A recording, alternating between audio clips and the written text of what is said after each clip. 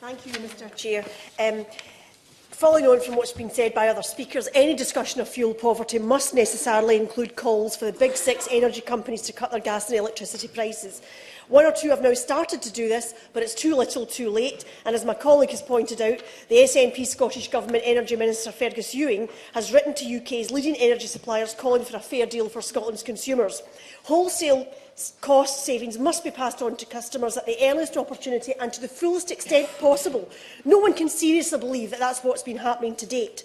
It is an absolute disgrace that some of the most vulnerable consumers, particularly those in remote areas without access to mains gas and those on prepayment meters, should be paying more for their energy costs.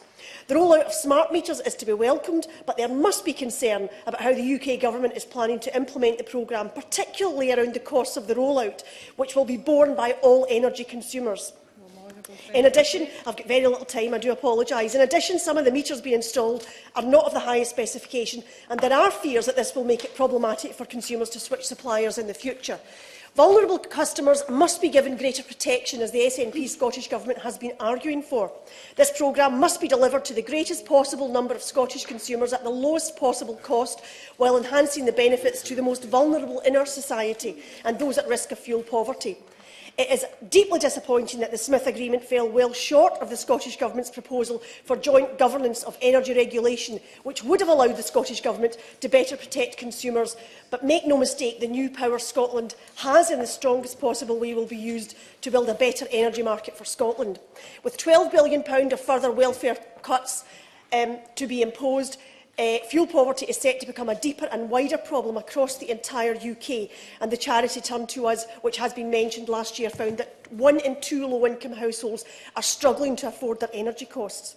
The Scottish Government is doing what it can to put in mitigation measures in place, with £104 million to mitigate the worst aspects of welfare reform in 2015-16, but there is still much to do. I'm hoping the Minister today will take cognizance of the particular concerns about fuel poverty in this wider context and urge her to set out proposals which recognise that this is a health issue, a quality of life issue, and an issue which means that far too many of our most vulnerable, those living with disabilities, our children and our families, are living in cold houses because they cannot afford to both eat and heat their homes. And I grew up in a home where we didn't have the heating on because it cost too much money, and I don't want any other child in the UK to grow up in those circumstances. Many thanks, Sir Roger.